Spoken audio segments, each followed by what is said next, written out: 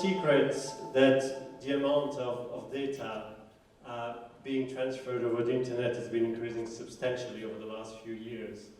But frankly, this is just the beginning. There are a lot of forecasts out there. The one that you see there is from Cisco, predicting that over the next few years, there will be a further growth of 20% year on year of additional traffic being carried over the internet. So what does that mean in practice? That means that by 2040, it will be 5 trillion of gigabytes of data that will be transmitted every month over the internet. And at the same time, while we see this explosion of demand, today, 2018, there are still 3.9 billion of people in the world that do not have any access to internet, not at all. 3.9 billion is almost half of the world's population. When we know how critical internet access is for education, for economic growth, access to internet is as vital as access to water or to electricity those days.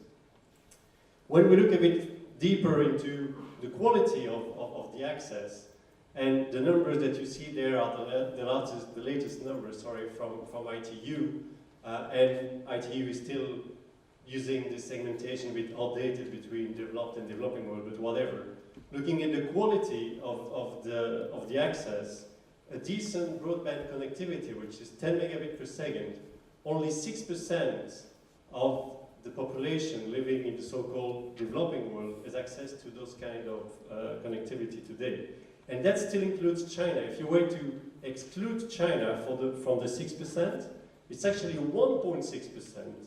1.6% of the people living in less developed part of the world who have access today to a broadband connectivity. We need to change this, and we need to change this now. We don't have another 10 or 20 years to change this. Now, in parallel to all this, there is a revolution happening into the satellite industry, into the space business. Historically, the space industry has been structured around large institutional players like European Space Agency, ESA, or NASA, for everything related to launches or to scientific exploration. This has changed. There are the big names, Elon Musk with SpaceX, there is Jeff Bezos with Blue Origin, who have been entering the game and changing completely the competitive landscape. Those are big names, but there is much more than that. Since 2000, $18 billion have been invested into startups involved into the space business. Even more importantly, from my perspective, if we look at the entire timeline of the space industry that started basically 50 years ago, so if we take over this entire timeline over the 50 years, 2/3 of the investments in startups have been made over the last 5 years. So this tells you how vibrant this industry is for the moment. Same story when we look at venture capital. The amount of venture capital that has been invested into the space business in 2015 alone is higher than what has been invested for the past 15 years all combined. So this gives you the same data points, the same trend of how much money is being invested into space for the moment. So what's the consequence of the investment? At the most micro level, the first aspect is a growth of the industry, obviously. Those numbers come from Morgan Stanley. So from a $350 billion industry today, Morgan Stanley predicts that the industry will grow to $1.1 trillion by 2040. Probably more importantly, it also means many more satellites. Today there are around 1,800 satellites in space. Looking at applications for new satellites, and those applications can be done through different type of administration, through different countries obviously, but just looking simply at the US, there are more than 8,000 applications for new satellites today. So this again gives you a sense of what's coming. All those investments are driving innovation, and this is the core aspect of what I want to convey here.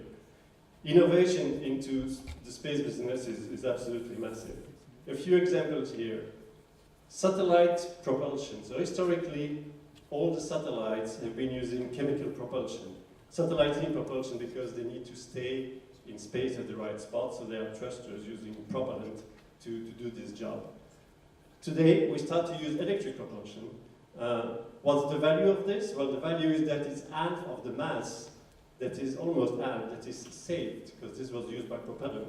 It cannot be replaced by active equipment that can deliver services to customers.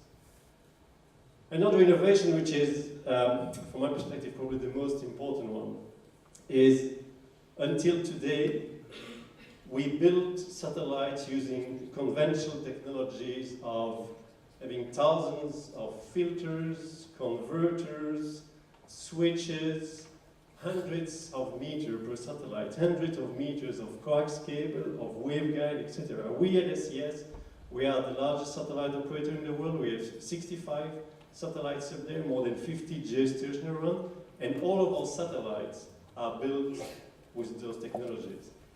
Today, and this is really something happening now, today the semiconductor industry has come to a point that we can replace all of this by just one digital box. This is a massive, massive change, and the new satellites that we start to build now are using those technologies. So what does that mean in practice? It means that 1 terabit per second of data coming from Earth to the satellite can arrive to a digital box, being processed there and being redistributed to hundreds of thousands of beams down to Earth. This is changing the type of services that we can offer. This is changing the cost of the services we can offer. This is changing, frankly, who even our customers are, because we need to be much deeper rooted into their own network. So it's changing our business model. It's changing basically everything in our industry. Massive change, massive innovation. Another one which is not available today, but will be in a few years, a lot of companies are working on it, is in-orbit servicing. So this is about refueling a satellite while being in orbit by another satellite, or making basic repair to a satellite while being in orbit. Another aspect is, of course, the launch industry. For the very first time, and thanks to SpaceX, for the very first time last year, a satellite, geostationary satellite, was launched on a reused rocket. And it was an SES satellite, a CS-10.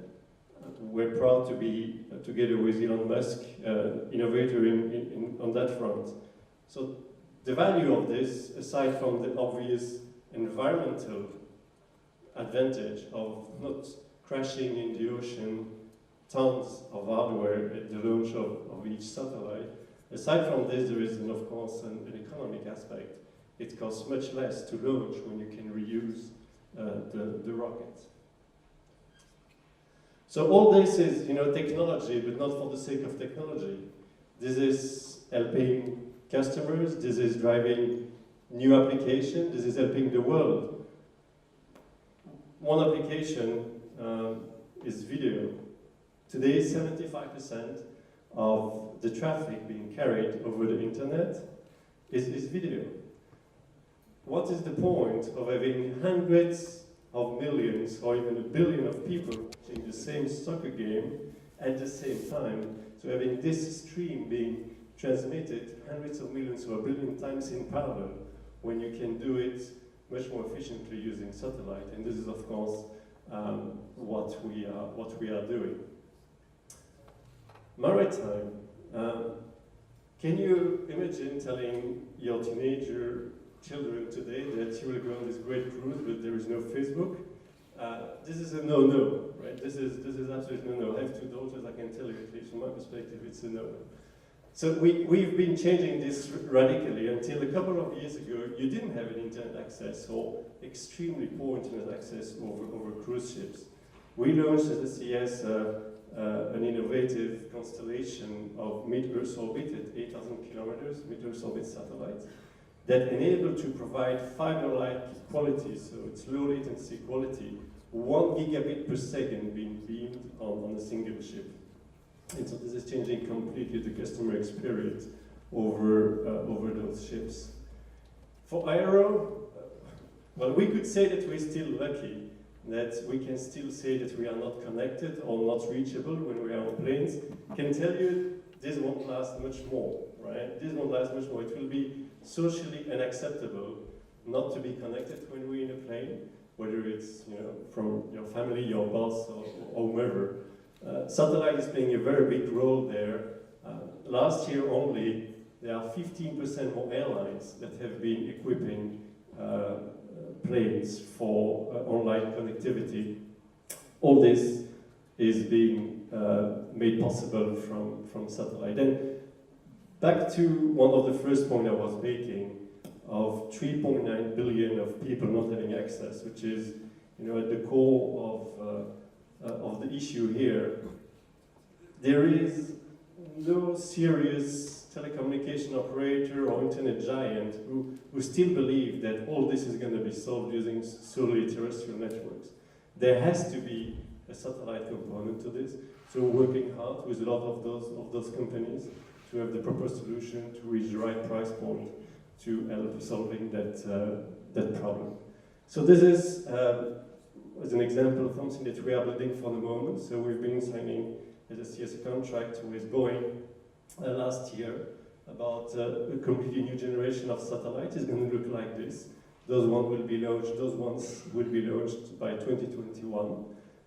So it's completely innovative constellation that can scale to multi-terabits per second of capacity, that can be redesigned in space so that the beams can be changed again dynamically, and up to 4,000 beams per satellite, which is of course massive. It covers the vast majority of where all the population are living, and this system, can provide services basically 24/7 wherever it is over the globe.